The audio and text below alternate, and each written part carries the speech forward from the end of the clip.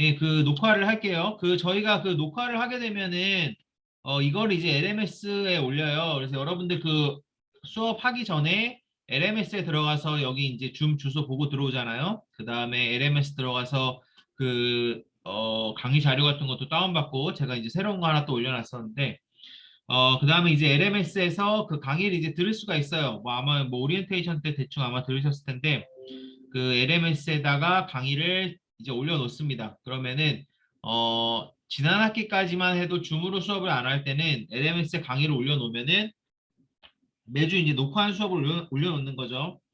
그러면은 일주일 내로 그 학생들이 이제 그거를 수강을 합니다. 그래서 수강을 하고 수강이 이제 끝나고 나면은 자동으로 그게 이제 출결이 된 걸로 기록을 해요. 그러니까 출석을 따로 부르는 게 아니고 수업을 들은 것 자체가 출석이 되는 거예요. 왜냐하면 수업 들으면은 다 로그인 기록이 남으니까 수업 수강 기록이 남으니까 이제 그런 식으로 하고 뭐 수업을 듣다가 말면은 뭐 지각 처리가 되든지 결석 처리가 되든지 이제 그런 식으로 되고 일주일 동안 기한을 주는데 그 기한 이상 지나가서 듣거나 하면은 마찬가지로 어 그 나중에 들을 수는 있어요. 지각 처리가 돼요. 지각 처리가 되고 어쨌든 이런 식으로 됐었고 그런데 이제 줌으로 이번 학기에 바뀌었는데 이번 학기에도 그런 식으로 올려놓는 이유는 일단은 이제 제가 이제 지난 시간에 오리엔테이션 시간 때 말씀드렸듯이 그 코로나가 지금 있을 수밖에 없어요. 있을 수밖에 없고, 그리고 이제, 코로나가 이제 있게 되면은 아무래도, 어,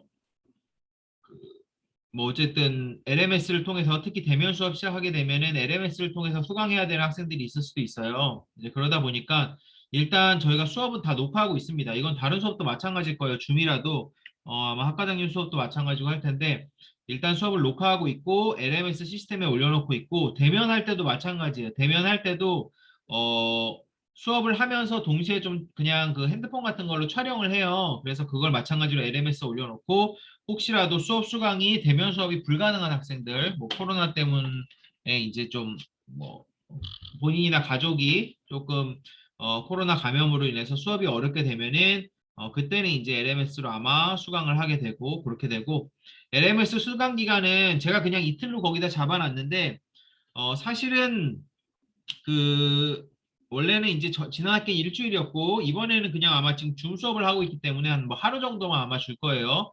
그런 식으로 될 거고 어 만약에 그냥 수업 혹시 뭐 복습하고 싶거나 이제 뭐 그런 는 많진 않지만 그러면은 그냥 LMS를 이제 들어도 관계는 없습니다.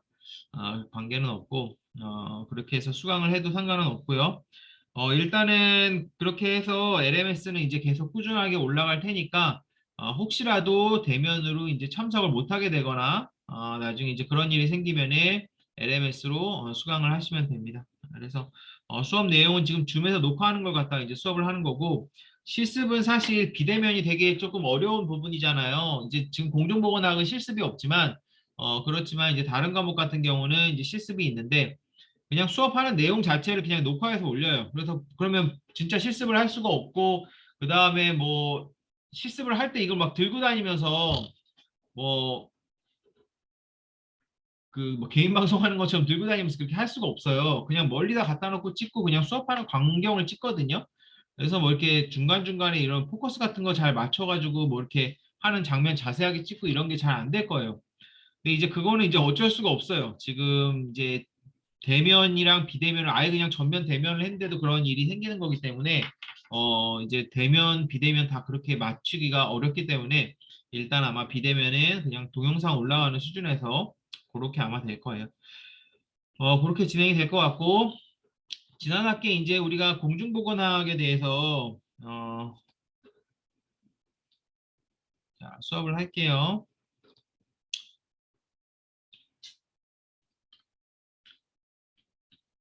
뭐 쭉 얘기했었죠? 쭉 얘기하고 코로나를 한번 지난 학기 뭐 했나 지난 시간 뭐 했나 한번 볼까요? 그래서 이제 코로나가 이제 들어오기 시작하면서 좀 공중보건이라는 개념이 사람들한테 좀 이해하기는 좀 쉬워졌어요. 참 이제 단점이 너무나도 많은 일이 안 좋은 일이 생겼지만 수업을 듣는 입장에서는 조금 이해하기 쉬운 그런 측면이 있는데 그래서 공중보건학 같은 경우는 뭐라 그랬죠?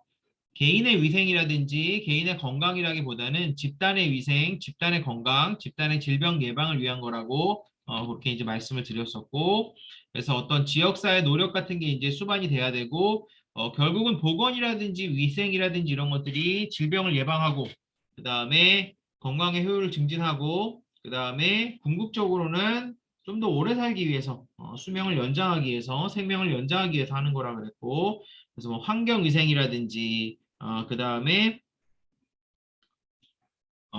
뭐 전염병 관리, 뭐 개인위생 교육하는 거나, 그다음에 이제 뭐 나아가서는 어떤, 그 사회보장 제도 같은 거, 특히 건강보험이나 의료보험 같은 것까지 포함을 한다고 이제 말씀을 드렸고, 건강보험이나 의료보험뿐만 아니라 사실 연금이나 이런 것들도 해당이 돼요. 직접적으로 건강과 관련이 없을 것 같지만, 연금 같은 걸로 인해서 소득 수준이 높아지게 되면은 자연히 건강 수준도 올라가게 되죠. 아무래도 소득 수준이 낮고, 그 다음에 좀 그렇게 되면은 건강을 챙기거나 이런 것들이 쉽지 않다 보니까 좀 질병이 많이 발생하는 거죠. 그래서 이제 뭐 여유 있는 사람들은 뭐 건강검진 같은 것도 굉장히 뭐 자세하게 보는 걸 갖다가 굉장히 자주 할 수 있겠지만 바쁘고 이렇게 경제적으로 여유가 있지 않으면 그런 것들도 어렵잖아요. 그래서 뭐 어떤 사회적인 제도 같은 거, 사회적인 시스템 같은 것도 다 영향을 미친다. 그다음에 분야가 이렇게 있다고 말씀드렸고, 그 다음에 이제 예방의학이랑 공중보건학이랑 사실은 되게 비슷한 개념이라고 말씀드렸죠. 예방의학이든 공중보건학이든 결국은 이제 그 질병을 갖다 예방하는 측면, 그쵸? 예방하는 측면에 있는 것이고, 사실 이제 질병이 걸리고 난 후에 이걸 관리하는 거는 보통 우리가 임상의학이라 그래요. 우리가 치료하는 거죠. 내과든 외과든 진단하고 치료하는 그런 학문이 될 테고, 걸리기 전부터 예방하는 거죠. 손을 씻는다든지 마스크를 쓴다든지 이거는 이제 걸리고 나서 하는 게 아니라 걸리기 전에 예방하는 거죠. 그래서 예방의학이라든지 아니면은 공중보건학이라든지 굉장히 비슷한 개념이고 또 보건이란 말은 우리가 위생이란 말로도 대치될 수 있다 그랬죠. 그래서 뭐 위생이 조금 더 뭐 좁은 의미지만 위생이든 보건이든 굉장히 비슷한 개념이다라고 말씀드렸고 그래서 이제 위생이란 말이 옛날부터 굉장히 이제 쓰여졌던 말이고 뭐 유래는 뭐 이렇게 되고 이런 건 중요한 게 아니죠. 그래서 뭐 방금 말씀드렸듯이 예방이나 예방의학이나 공중보건이나 굉장히 비슷한 개념으로 쓰이고 그때 말씀드렸듯이 학회 이름도 요새는 공중보건학회라고 안 하고 뭐 예방의학회 뭐 이런 식으로 불러요. 그런 식으로 바뀌고 수의대학회도 마찬가지예요. 옛날에 수의공중보건학회도 예방수의학회로 지금 바뀌었어요. 그런 식으로 이름이 조금씩 바뀌고 있다. 그 다음에 뭐 공중보건학의 역사를 이제 보시면은 중세에 이제 패스트 같은 것들이 이제 출현을 하고 사람들이 많이 죽고 이제 그런 상태에서 뭐 장기설, 뭐 불온한 공기가 뭐 병을 일으킨다 이런 게 있었는데 사실 뭐 패스트든 뭐든 원인은 뭐예요? 세균이죠, 세균. 그래서 세균이나 아니면은 지금 코로나처럼 바이러스 같이 눈에 보이지 않는 미생물이 어떤 질병을 일으킨다라는 개념이 들어온 게 그렇게 뭐 오래되지 않았어요. 어, 보면 뭐 지금 약간 뭐 100년 조금 넘은 셈이죠. 그래서 파스텔이라는 사람이 그렇게 하고 또 그다음에 이제 뭐 우드라 그 저기 제너라는 사람이 그다음 뭐 종두법이라든지 천연두 예방하고 이런 것들 그런 것들도 이제 어떤 백신의 개념이죠. 그런 것들도 이제 들어온 지가 크게 오래되지는 않았고 한국에서도 이제 뭐 근대에 들어서고 이제 일제시대 그다음에 이제 그 8.15 광복 오고 6.25 그다음 이런 식으로 쭉 거치게 되면서 조금 더 이제 어떤 의학기술 같은 것들이 그나마 조금 현대적으로 바뀌기 시작했다라고 아시면 되고 어, 특히 이제 뭐 일제시대 같은 경우에는 일제시대에는 뭐 한국에 유리한 거를 잘 해주진 않지만 이런 시스템 같은 거 위생이라든지 보건 시스템 같은 게 잘못되면은 어, 워낙 많은 사상자가 발생하게 되죠. 그러면은 식민지를 하고 있는 입장에서도 자기들한테 이득이 안 되니까 그 당시에 뭐 철도를 놔준다든지 뭐 아니면은 뭐 엄청나게 수탈을 해갔지만 아니면 뭐 보건제도를 정비한다든지 그런 움직임들이 아예 없지는 않았죠. 그렇게 되고 그 다음에 이제 뭐 동물공중보건학이라는 것은 뭐라 그랬죠? 공중보건학이라는 게 집단의 건강을 위한 거라 그랬죠? 동물공중보건학은 첫 번째로는 집단의 건강을 위한 것. 그 다음에 동물보다는 이게 사람의 건강과 직접적인 연관성이 있을 때 동물 공중보건학이라고 한다 그랬죠. 그래서 여러분들 이제 강아지 키우면은 강아지가 처음 키울 때 뭐 해요, 여러분? 뭐 이제 분양을 받았다. 뭐 이마트에서 분양을 받았든 개인 분양을 받았든 분양을 받게 되면은 백신부터 놓죠. 그쵸? 백신 이제 놓고 백신을 이제 처음 놓는 주령은 6에서 8주 정도에 처음 놓습니다. 그러면은 보통 3에서 4주 간격으로 계속 맞아요. 2주 간격으로 맞을 수도 있고 그건 수의사마다 조금씩 다르고 나라마다 또 달라요. 우리나라 5차까지 하죠. 미국이 3차까지 합니다. 그래서 이제 그것도 미국도 주마다 달라요. 어쨌든 그렇게 되는데 강아지가 뭐 파보라든지 그쵸? 여러분들 알고 있는 뭐 간염이라든지 그런 그거에 대해서 백신을 이제 맞는다는 거는 강아지의 질병을 이제 예방하기 위한 거지 사람의 건강을 위한 거는 아니잖아요. 그렇죠? 그러면은 그거는 사실 공중보건학이랑 크게 관련이 없는 부분이라고 할 수 있어요. 그런데 강아지 그 백신 중에서 뭐가 있죠? 강아지 백신 중에서 맨 마지막으로 맞는 백신이 광견병 백신입니다. 그래서 14주에서 한 16주 사이에 광견병 백신을 한 번 맞는데 자, 광견병 같은 경우는 어떻죠? 이게 사람한테 옮기는 병이죠. 그렇죠? 강아지만 그냥 앓고 끝나는 병이 아니라 사람한테 옮겨서 심지어 사람을 굉장히 높은 확률로 죽일 수 있는 병이에요. 그러면 그거는 사람의 건강과 직접적으로 연관이 돼 있죠. 그렇죠? 집단의 건강, 사람의 건강과 연관이 되면서 그거는 공중보건, 동물 공중보건학에 굉장히 밀접한 연관이 있다고 할 수 있는 거죠. 그래서 우리가 동물 공중보건학을 배울 때 강아지 파보는 안 배워요. 근데 강아지 광견병은 배웁니다. 그렇기 때문에 공중보건학이라는 거는 어쨌든 직접적으로 사람과 좀 관련이 있어야 되고 첫 번째로 그 다음에 집단의 건강을 위한 학문이어야 된다. 그런 식으로 기억을 해두시면 될 것 같습니다. 그래서 건강이라는 거는 또 옛날과 다르게 뭐 신체적인 건강뿐만 아니라 정신적이나 감정적으로도 좀 건강해야 된다. 요새 뭐 분노 조절 장애인이 뭐 이런 것들 있잖아요. 뭐 이렇게 감정을 통제를 못하고 이런 것들도 결국은 정신적으로 건강하지가 않은 거죠. 그렇죠? 뭐 우울증이라든지 이런 것들. 강아지 같은 경우도 옛날에는 신체적인 건강만 따졌지만 지금은 어때요? 뭐 강아지의 분리불안증이라든지, 그쵸? 뭐 이제 텔레비전에서 뭐 강영욱 같은 뭐 이런 분들이 나와가지고 어떤 좀 강아지에 이제 정서에 문제가 있다 뭐 이런 얘기들도 많이 하죠. 그래서 이런 것들이 사실은 옛날에 뭐 강아지의 어떤 우울증이라든지 이런 것들이 사실은 크게 신경을 안 썼던 부분인데 지금은 이제 굉장히 중요시 됐고 특히 동물 복지적인 부분에서 옛날에는 신체적으로 막 강아지를 이제 묶어두고 뭐 못 살게 하고 이런 것만 사실 학대이고 좀 복지적인 측면에서 다뤘던 부분이라면은 지금은 어때요? 정신적으로 강아지를 힘들게 하는 것도 어떻게 보면 학대가 되는 거죠. 그건 이제 뭐 다 사람이든 동물이든 다 마찬가지가 되는 거죠. 그래서 결국은 신체적 건강뿐만 아니라 정신적 건강도 굉장히 중요한 파트를 차지하고 있다. 그래서 그 영역 자체가 이제 뭐라 그랬죠? 기본적으로는 제일 중요한 게 지금 광견병 같은 경우는 사람이랑 동물이랑 왔다 갔다 하는 질병이죠. 그렇죠? 그런 병을 뭐라 그러는댔죠? 인수공통 전염병 혹은 인수공통 감염병. 사람과 동물수, 사람과 동물이 공통적으로 걸리는 감염병, 전염병이라는 뜻이죠. 그렇기 때문에 인수공통 전염병, 기타 뭐 역학이라고 해서 전염병이 이제 퍼져나가는 과정이나 그런 것들이 제일 중요한 포커스가 되고, 그 다음에 이제 식품위생.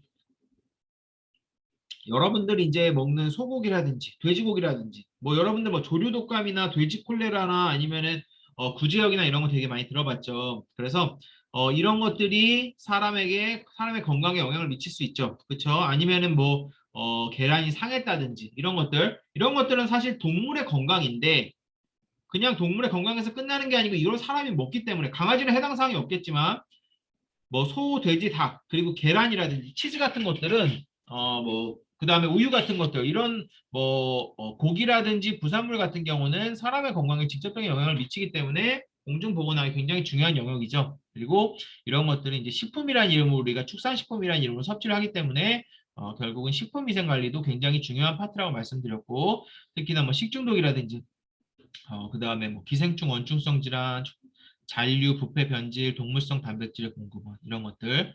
여러분 옛날에 그 햄버거병이라고 있었던 거 아시죠? 뉴스에 많이 나오고 그래서 이제 그 햄버거를 아이가 사 먹었는데 그거를 먹고 뭐 이제 신장이 굉장히 망가졌다. 그 식중독의 어떤 그 햄버거병이라는 이름은 사실 잘못된 이름이고 병원성 대장균으로 인한 식중독입니다. 병원성 대장균으로 인한 식중독의 합병증 중에 하나가 신장을 망가뜨려요. 신장이 망가뜨리면은 망가지면 어떻게 해요? 한쪽만 망가지면 상관이 없죠. 신장은 두 개니까. 근데 보통 양쪽 다 같이 망가지면서 투석을 하거나 이식을 할 수밖에 없는 상황이 올 수도 있어요. 그렇게 되면은 평생 동안 큰 문제가 되는 거죠. 죽을 수도 있는 거죠. 이제 그렇기 때문에 굉장히 이제 심각한 이런 식중독이 이제 합병증을 이제 일으키는데 그거를 이제 아이가 먹고 신장이 이제 망가져서 이제 막 소송을 걸고 막 뉴스에 나오고 막 이랬던 적이 한 번 있었죠. 그것도 결국 뭐예요? 햄버거 안에 있는 패티, 축산식품, 그쵸? 소고기 자체가 문제가 돼서 결국은 사람의 이제 건강이라든지 그다음에 뭐 위생 보건 이런 것들에 큰 위협을 주는 부분이기 때문에 뭐예요? 동물 공중 보건학의 파트라고 볼 수 있겠죠. 그다음에 이제 뭐 3번에 안전성 평가 업무. 그래서 옛날에 실험동물도 공중 보건학 파트에 있었는데 지금 이제 분리됐다고 그랬죠. 어쨌든 안전성 평가라는 것 자체가 사람의 건강이라든지 아니면은 뭐 위생이라든지 보건이라든지 이런 거에 직접적인 영향이 있는지 테스트하는 과정이기 때문에 마찬가지로 동물 공중 보건학의 중요한 영역이고 환경위생도 마찬가지고 그리고 뭐 수질이 오염된다든지 대기는 많이 그렇지는 않지만 수질 오염은 특히 수질 오염, 토양 오염은 뭐랑 관련돼 있냐면 동물이랑 또 연관이 많죠. 왜 그럴까요?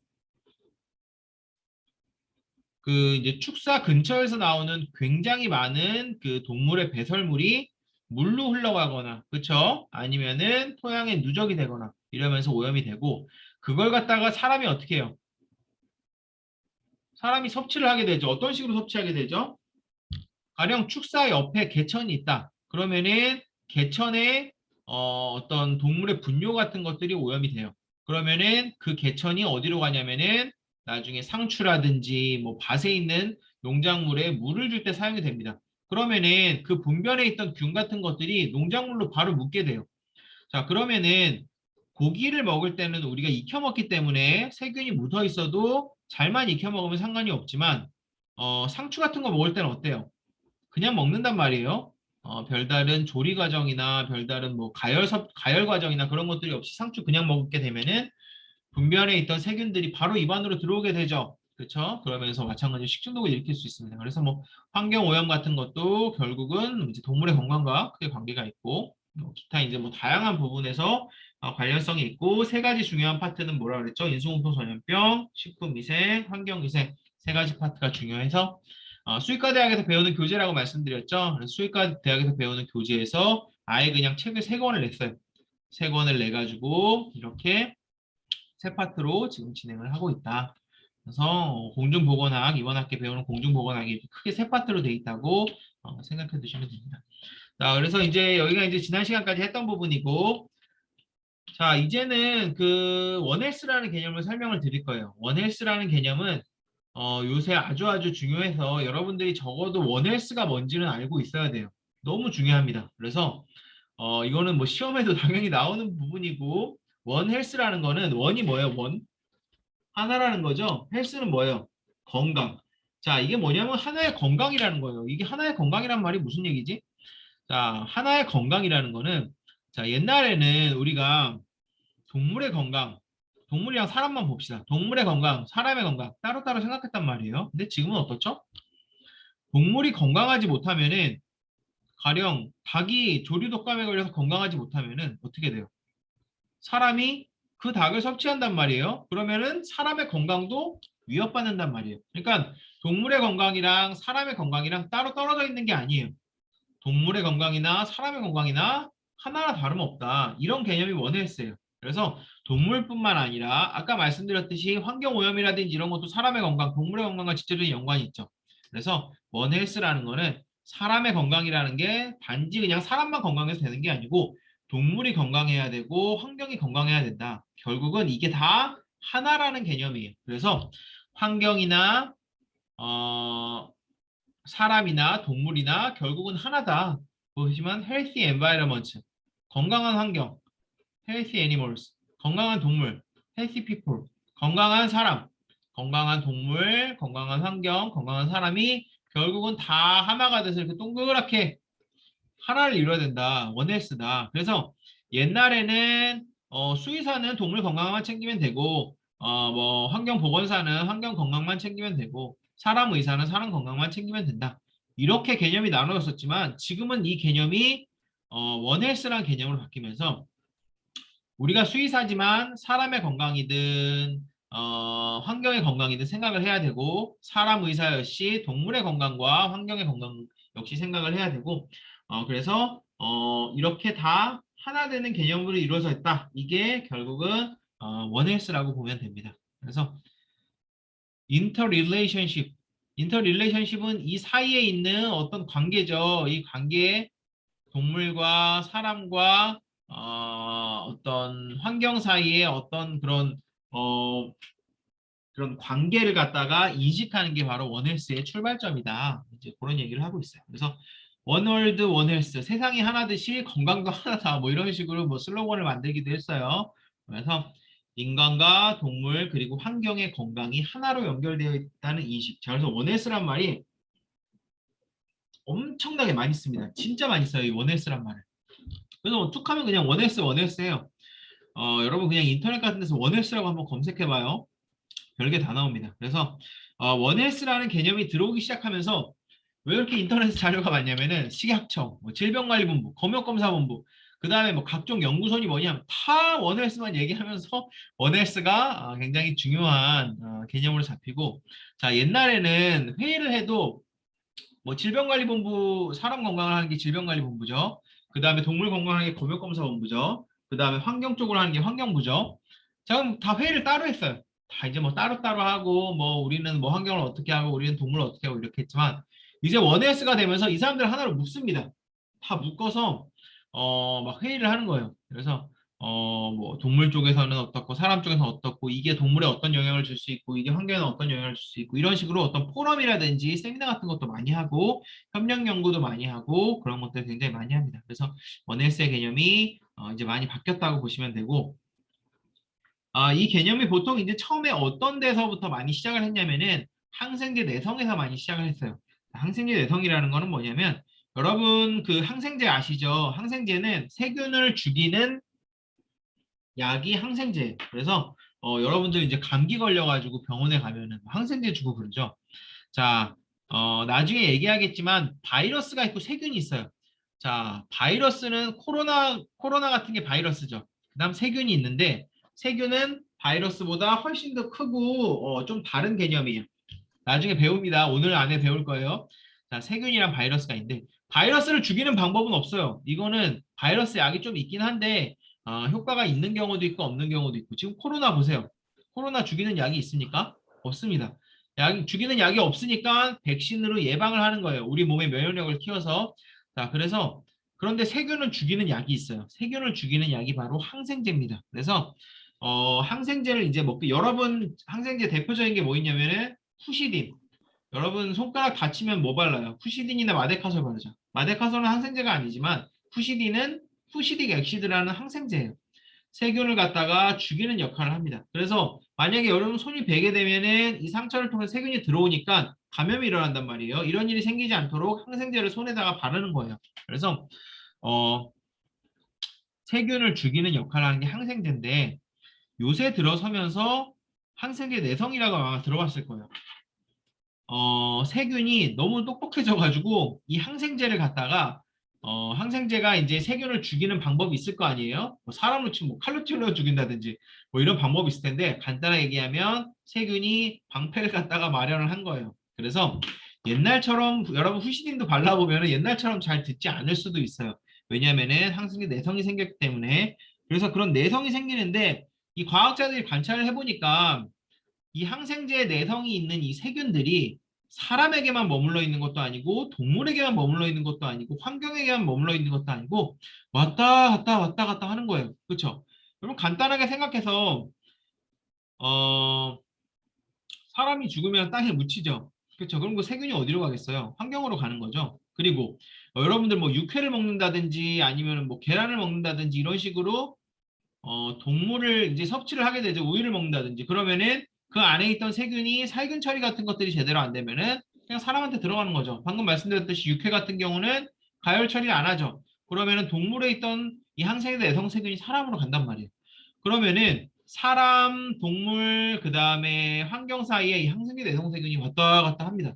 그러면은 이걸 갖다가 동물에서만 연구해서 되는 게 아니고 환경에서만 연구해서 되는 게 아니고 사람에서만 연구해서 되는 게 아니고 같이 공동체적인 연구를 해야 된다. 이런 것들을 사람들이 깨닫기 시작한 거예요. 그러면서 그러면 우리가 같이 연구를 해보자. 같이 공부를 해보고 같이 대책을 세워보자. 이러면서 원헬스 개념이 조금 생기기 시작한 그런 부분들도 있습니다. 그래서 항생제 내성이랑 좀 관련이 많고 자, 사람 건강, 동물 건강, 환경 위생을 담당하는 사람들이 소통, 조직, 협력하여 최상의 건강을 유지하기 위한 사람, 동물, 식물, 환경을 구현하는 것.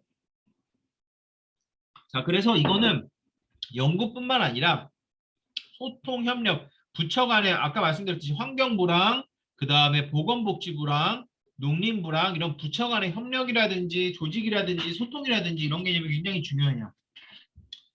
자, 그래서 19세기 인수공통 감염병을 중심으로 의학과 수의학 사이의 경계 없음을 강조한 개념에서 출발하여 2000년대 초반부터 전 세계적으로 신종, 변종, 인수공통 감염병, 항생제 내성, 기후변화, 환경오염, 식품안정 등의 주요 공중보건학적인 이슈의 예방 및 대응을 위한 해결 전략으로 구상이 됐다. 자, 그래서 지금 코로나도 마찬가지예요. 코로나가 지금 어디서 왔다 그러죠? 박쥐에서 왔다 그러죠, 그죠?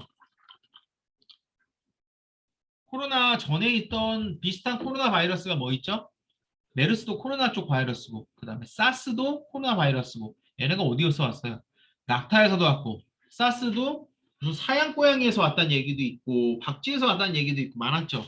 그렇죠? 어쨌든 이런 전염병들이 사스는 아마 여러분 기억을 못할 수도 있어요. 여러분 이제 뭐 태어날 때 즈음에 터졌던 질병이라서 여러분들이 잘 모를 거예요. 저는 아주 생생한데 기억이 그 사스에 대해서. 그래서 이런 질병들을 이제 보면은 하나같이 동물에서 유래가 됐단 말이에요. 자, 그러면은 사람에게서 도저히 연구하기가 너무 힘들고 대책도 없다. 그리고 여러분들 사람에서 실험하기가 쉽습니까? 동물은 우리가 쉽게 실험하고 사실 쉽게 안락사시키고 그런 것들이 많죠. 사람은 그런 실험이 되나요? 안 된단 말이에요. 그러니까 이 균을 연구를 하려면은 동물에서 실험을 해야 된다는 거죠. 그러면은 사람의 건강과 관련이 돼 있지만 결국은 동물을 통해서 뭐 어떤 뭐 백신이라든지 약을 개발한다든지 이런 식으로 동물에게서도 있는 질병이기 때문에 사람이랑 동물이랑 떼어놓고 생각할 수가 없어요. 그래서 코로나 바이러스 역시 동물에서 왔기 때문에 원헬스의 개념을 우리가 이해할 수 있는 거죠. 환경의 영향도 많이 받죠. 특히 계절적인 영향. 추워지면 바이러스가 판치고 더워지면 좀 줄어들고 그렇죠? 그게 이제 세균이랑 바이러스의 차이예요. 세균은 더울 때 판치고 바이러스는 추울 때 판칩니다. 그죠? 감기 바이러스 같은 거 여러분 감기 언제 걸려요? 가을이나 겨울이나 이런 때 걸린단 말이에요. 자, 그다음에 식중독. 뭐 먹고 배탈 났다 이런 거 보통 언제 걸려요? 여름에 걸리죠? 그쵸? 음식 같은 거 내놨다가 상하고 뭐 김밥 먹고 뭐 설사하고 토하고 이런 것들 그런 것들 이제 다 보통 이제 여름에 이제 발생하게 되는 거죠. 자, 그래서 원헬스가 하도 중요한 개념이다 보니까 이거는 이제 뭐 세계적으로 다 중요한 개념이 됐어요. 그래서 지난 시간에 이제 말씀드렸듯이 어, 지난 시간에 얘기 안 했고 이제 이번 시간에 얘기할 건데 뭐 WHO도 있고 세계보건기구 알죠? 요새 맨날 뉴스에 나와서 코로나 때문에 그 다음에 식량농업부 유엔 산하의 식량농업기구라는 것도 있고 그 다음 뭐 CDC 많이 들어봤죠? 미국 질병통제예방센터 그 다음에 뭐 원헬스 커미션이 이런 식으로 다 기관별로 원헬스가 뭔지 자기 나름대로 정의를 해놨어요. 그래서 이런 것들 한번 읽어보시고 뭐 세계보건기구 같은 경우는 제일 큰 조직인 거 한번 보시면은 공중보건의 향상을 위한 여러 부문이 서로 소통, 협력하는 프로그램으로서 정책, 법률, 연구 등을 설계하고 구현하는 접근법으로서 인수공통 전염병, 항생제 내성 관리와 식품 안전에 집중한다. 이렇게 돼 있고 이 표는 제가 지난 시간에 보여드린 교재 있죠? 이 교재에서 따옴표예요. 그래서 출처는 여기로 돼 있지만, 자, 어쨌든 말이 되게 복잡하죠. 말이 결국 복잡하지만 그냥 아까 말씀드렸듯이 하나의 건강이라고 생각하시면 됩니다. 하나의 건강이 그냥 이렇게 뭉쳐있는 개념이라고 보시면 돼요. 자, 우리나라도 원헬스가 많죠. 그래서 뭐 제1차 원헬스 포럼 그래갖고 뭐 국민건강 확보를 위한 원헬스 추진 방향. 그래서 우리나라도 이 원헬스가 사실은 이제 굉장히 중요한 이제 개념이 됐어요. 그래서 원헬스 포럼이니 뭐 원헬스 회의니 이런 것들 되게 많아졌습니다. 그래서 원헬스 포럼 운영위원회가 있고 그다음에 뭐 원헬스가 어떤 게 중요하다 그랬죠? 아까 말씀드렸듯이 지금 WHO에서 보니까 인수공통 감염병, 항생제 내성 관리 식품 안전 이렇게 된다 그랬죠. 항생제 여러분 죄송한데 혹시 마이크는 좀 꺼주세요. 화면은 켜두셔도 되는데 지난 시간에도 약간 잡음이 다른 수업할 때도 이렇게 여러분들은 잘 안 들리시겠지만 이게 잡음이 자꾸 생겨가지고 마이크는 가급적이면 꺼주세요. 자, 무슨 얘기가 말했지? 그래서 인수공통 감염병, 항생제 내성, 식품 안전에 집중한다 그랬죠. 인수공통 감염병 말할 것도 없죠. 왜? 사람이랑 동물이랑 같이 걸리니까 이게 이제 원헬스의 진짜 오리지널 개념이고 제가 말씀드렸듯이 항생제 내성 개념이 굉장히 중요하다 그랬죠. 왜? 항생제 내성 세균이 사람, 동물, 환경 가리지 않고 왔다 갔다 하다 보니까 이걸 갖다가 좀 하나에 치우쳐서 연구하는 게 아니라 다 같이 연구하는 게 필요하다 이런 개념이 생겼다고 말씀을 드렸고